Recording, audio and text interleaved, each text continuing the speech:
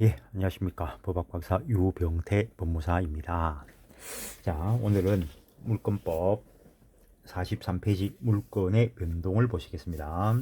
물권의 변동 제1절 총설, 물권 변동의 의의, 물권 변동의 개념, 물권 변동이란 물권의 발생, 변경, 소멸을 통틀어 일컫는 말이다. 민법 전개에서 권리 변동, 권리 발생, 변경, 소멸을 말한다. 그걸 물권에 대비해서 문장을 만드는 것에 불과하죠. 주체를 중심으로 본다면 주체의 물권의 득실 변경을 의미한다. 물권 변동의 모습, 민법 총칙에서는 권리 변동의 모습 해가지고 권리 전체를 놓고 이야기했는데, 물권법을 보고 있으니까 물권 변동의 모습, 물권의 발생, 물권의 절대적 발생, 쉽게 이야기하면 종전에 없었던 물건이 새로 생기는 경우로서 주체를 중심으로 보면 원시취득이다.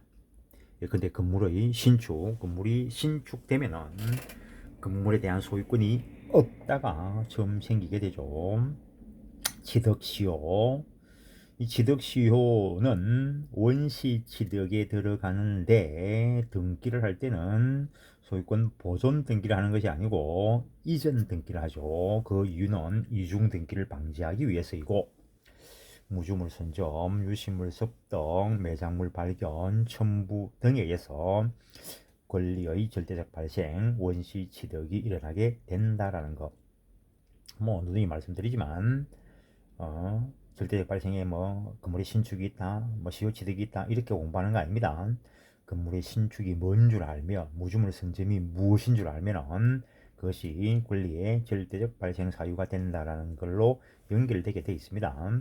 물건의 상대적 발생, 타인 물건이 다른 사람에게 승계되는 경우로서 승계 취득을 말하는데, 여기에는 구권리자에게 속했던 권리가 동일성을 유지하면서 그대로 신권리자에게 이전된다면 이것을 이전적 승계라 하고, 여기에는 매매나 상속, 정려, 교환 이런 것들에 의한 취득, 근데 구권리자의 권리는 그대로 보유되면서 신권리자는 그 소유권이 가지는 권능 중, 즉 구권리자가 가지는 권능 중 일부를 취득하는 것을 설정적 승계라 한다. 근데 지상권, 전세권, 저당권의 취득 이런 것들을 말하게 된다라는 것. 그래서 민법은 예를 들어서 이전적 승계에 해당하는 게 매매 상속에 의한 취득이라고 하는데, 그것뿐인 게 아닌 거죠. 물론 또 좀 더 들어가면은 그 매매에 의한 권리 취득은 이전적 특정 승계가 될 것이고, 상속에 의한 취득은 이전적 포괄 승계 취득이 되겠죠. 물권의 변경, 주체의 변경은 물권의 이전으로 보기 때문에 제외하고, 일반적으로 물권의 변경에 내용의 변경, 작용의 변경 이런 것들 살펴볼 수 있다. 작용의 변경, 힘 작용의 변경, 힘 세계의 변경이라는 거, 저당권의 순위 승진, 내용의 변경에는 물건의 멸실로 물권적 청구권이 손해배상 청구권으로 변하는 경우와 같은 질적 변경, 물건의 정감과 같은 양적 변경이 있다라는 것. 물건의 소멸, 절대적 소멸, 이거는 사회에서 존재하던 물건이 없어지는 것으로서 목적물의 멸실, 물건의 포기, 물건의 혼동 등이 여기에 속한다라는 거. 물건의 상대적 소멸, 물건의 이전적 승계를 전 물권자의 입장에서 보면은 그 상대적 소멸이 된다라는 것. 물권 변동의 원인, 즉 이것도 결국에는 권리 변동의 원인을 말하는 거죠. 권리 변동의 원인이 되는 것을 결국에는 법률 요건이 될 것인데, 거기에는 법률 행위라는 것도 있고 법률 규정에 의한 것도 있다는 것. 법률 행위에 의한 물권의 변동 살짝 한번 보시는 거고, 법률 행위에 부동산 물권 변동이 일어나기 위해서는 등기하여야 한다. 동산 물권이 변동하기 위해서는 인도하여야 한다.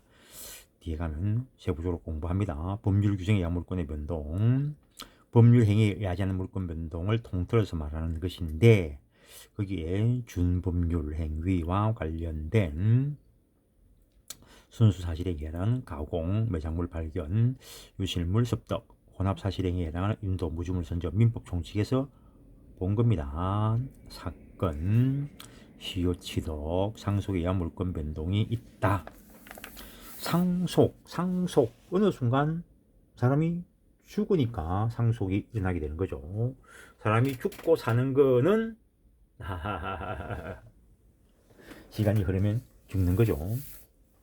이래 이야기하니까 왜 내가 웃었냐면은 그 옛날에 어디서 수업하고 나오니까 어떤 분이 따라 나오셔가지고 자기 친구는 자살했대. 자살은 사건인가?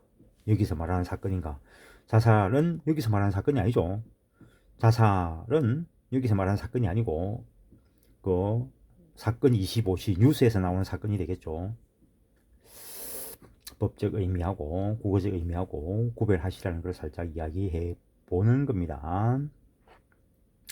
사람의 사망은 그 법적 성질이 사건이라는 거죠. 그 법교과서에서 사건은 사람 정신작용에 의하지 않은 그 권리변동과 연결되는 것을 사건이다 라고 이야기하는데, 사람의 자연적 사망, 사람의 정신작용과 관계없죠. 시간이 흐르다 보면은 사망하겠죠.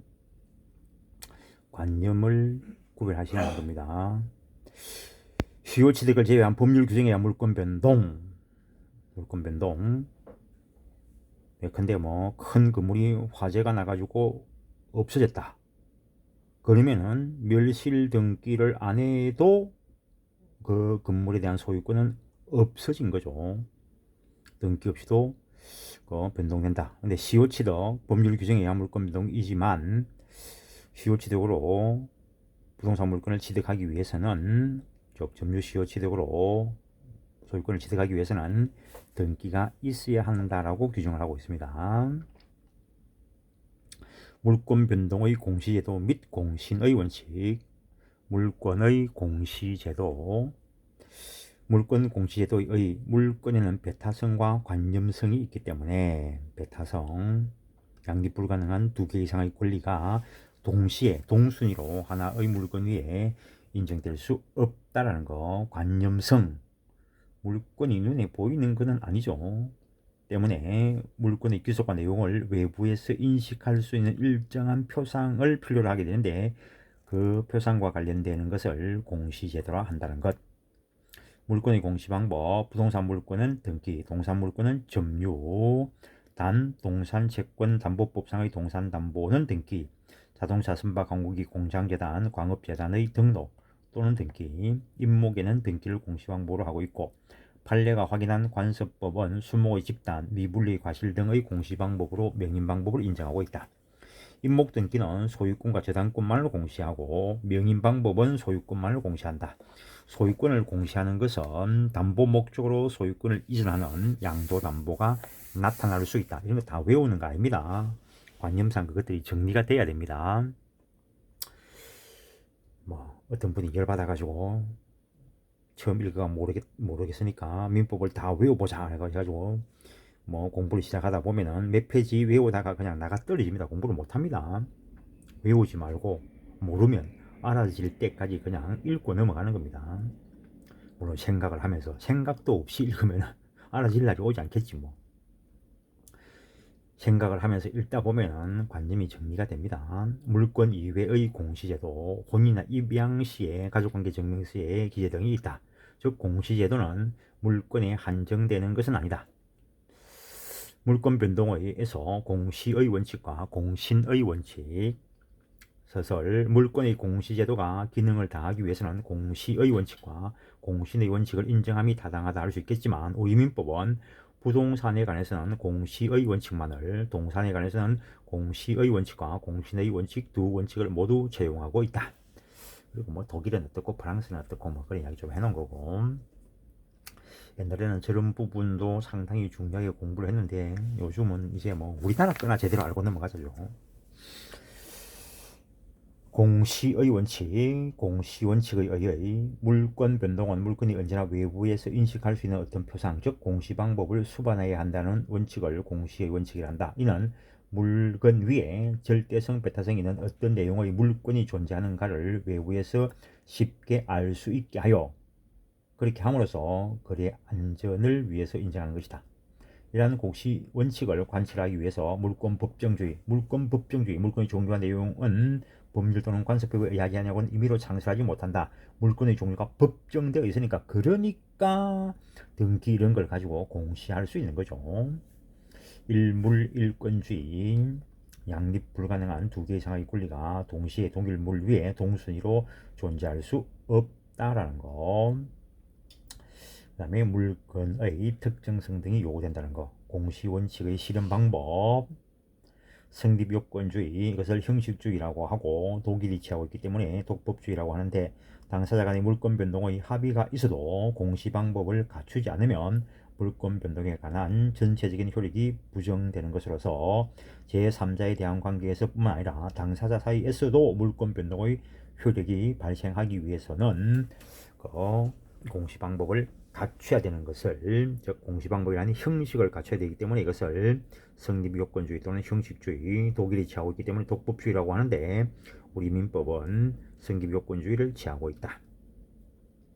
여기서 그냥 성립요건주의라고 이야기하는데, 실제 등기의 위치는 성립요건인가 효력요건인가에 대해서 대립하고 있습니다. 이에 의한 경우에 물권 변동의 시가 명확하고 획일적이며 거래 안전을 보장하는 장점이 있으나 거래 신속을 제외할 우려가 있다. 등기가 딱 돼야 물권 변동이 되니까 시기가 딱 등기될 때 그때로 명확하고 획일적이고 딱 모이는 그때니까 거래 안전을 보장하는 장점이 있지만, 합의만 가지고 거래가 안 되고 등기까지 있어야 되니까 등기하는 시간 동안 신속이 제외될 우려가 있다. 대항요건주의, 이거는 의사주의, 프랑스가 취하기 때문에 불법주의다라고 이야기하는데, 당사자 간의 물권 변동 합의가 있다면 공시방법을 갖추지 않다 하더라도 당사자 사이에서는 물권 변동이 일어난다. 그러나 제3자에게 대항하지 못한다. 제3자에게 대항하기 위해서는 등기 등의 방법을 갖춰야 한다는 것. 이 경우에는 당사자 의사를 존중하고, 즉 합의가 있는 때 물권 변동이 일어나기 때문에 거래 신속을 보장하는 장점이 있지만, 제대로 공시되지 않은 측면에서 물권 변동이 신속하게 일어나는 측면은 있지만 거래 안전을 저해할 우려가 있다라는 것. 다음 우리 민법상 물권 변동에서 공시의 원칙의 적용 범위, 우리 민법은 법률에 의한 물권 변동의 경우에 공시 원칙을 관철시키고 있지만, 법률 규정의 물권 변동의 경우에는 원칙적으로 공시 방법 없이도 그 효력이 인정된다. 그러나 시효취득의 경우에는 법률 규정에 의한 물권 변동이지만 등기나 인도를 필요로 한다. 앞에서도 보고 갔고 앞으로도 몇 번 더 보게 될 겁니다. 공신의 원칙, 공시 방법에 의해서 적정하게 공시된 물건을 신뢰하여 거래한 자가 있는 경우에 비록 그 공시 방법이 잘못되었더라도, 즉 실체적 권리관계와 일치하지 않더라도 마치 그 공시된 대로의 권리가 존재하는 것처럼 다루어서 그것을 믿은 자, 신뢰한 자를 보호하는 것을 말한다. 이는 물건 거래의 안전과 신속을 위해서 인정된다는 것. 공신의 원칙의 입법 정책적 고려, 공신의 원칙은 정적 안전을 희생하여 동적 안전을 보장하는 제도로서 진정한 권리자의 보호가 문제된다. 따라서 이 원칙을 어느 범위에서 채택할 것인가는 중요한 입법 정책상의 문제가 되는데, 우리 민법은 동산의 경우 공신의 원칙을 인정한다. 그게 동산에 대해서 인정되는 선의 취득과 관련되는 것이다라는 것. 부동산의 경우에는 공신의 원칙을 부정한다. 즉 등기에 공신력을 인정하지 않는다라는 거. 그래서 부동산의 경우에는 진정한 권리자 보호의 필요성 때문에 공신의 원칙을 인정하지 않는다라는 것. 공신력을 인정하는 것과 유사한 제도, 표현대리, 채권 준점자에 대한 변제, 영수증 소지자에 대한 변제, 지시채권 소지자에 대한 변제 등에서 공신의 원칙과 같은 것이 비슷한 현상으로 나타나고 있는데, 이것을 두고 공신의 원칙도 물권에 한정되는 것은 아니다라고 읽어낸다는 거. 그래서 오늘은 여기까지만 하겠습니다. 예, 수고하셨습니다.